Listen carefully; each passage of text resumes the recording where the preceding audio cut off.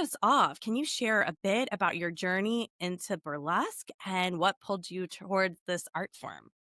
Yeah. So I'll start from the very beginning, which is when I was 4, I got put into ballet classes. And then growing up, I took ballet, tap, jazz, and modern. When I was 17, I joined Ballet Met in Columbus, Ohio as a professional dancer. So I was doing Nutcracker, Sleeping Beauty, those kinds of story ballets with the company. And then in 2017, I moved to Louisville to join Louisville Ballet, where I also trained for 2 seasons with them.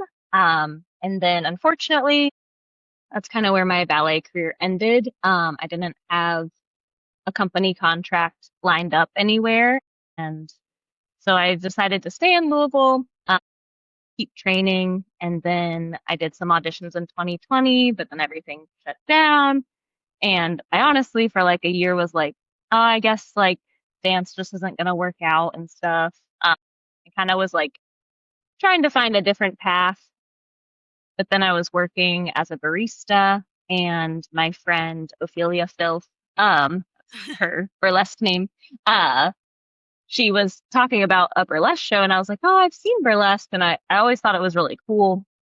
Um, and she's who got me into kittening. And then from there, I started working with the Bazaar Bazaar, which is a production company here in Louisville, ran by Artemisia de la Miel. And yeah, I actually didn't think I was gonna do burlesque. I thought I was just gonna like kitten and then maybe like do dance in the Bazaar Bazaar shows because they're usually a variety show. But then Halloween of 2023, I was like, I think I do want to add the burlesque element to it. So I kind of had like a surprise debut, and then from there it's just kind of like taken off. I mostly work with the Bazaar Bazaar, but I've started produce my own shows and started to work with other troupes in town as well, and looking to eventually travel with it. But yeah, I'm really happy that I'm happy that I took the risk of fully diving into it. Yes, that really resonates with me. I chat with a lot of different folks, and how they discovered burlesque is always an interesting story. And for you, coming from being a professional dancer, wow, at such a young age, 17, what was the community like, I guess, being a professional ballet dancer versus kind of the burlesque community? How would you kind of compare it?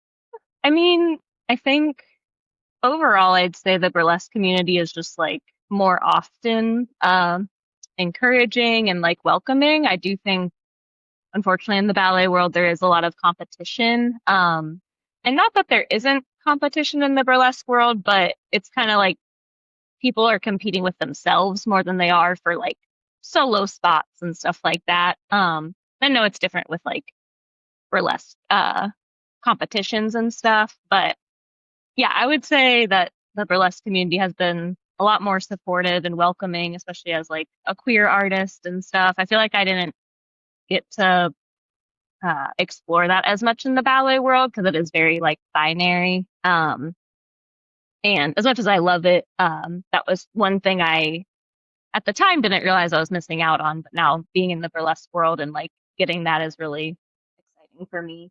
I love that. And you've described yourself as a gender bending burlesque artist. And so, how does that show up? And also, you can share how any of your past dance background shows up in your stage persona and the way that you move on stage. Yeah, I would say, I mean, a lot of my movement does come from my ballet background. I kind of try to take the technique that I worked so hard on for 20 plus years. um, Amazing. Amazing. yeah, I try to keep that really true to like my form and everything and like my lines, especially. A lot of people compliment me on my fluidity as a dancer. And I think that more comes from my contemporary and modern experience. Um, and then more recently with like exploring my gender and stuff, I take hip hop classes and heels classes now. And the heels has definitely helped me kind of embody some more like feminine traits that I feel like I didn't get in the ballet world so much. And then hip hop, I feel like I've been able to find some of those like more masculine movements that are a little more grounded. And then I kind of try to just like mix them all together. And that comes through my costuming as well.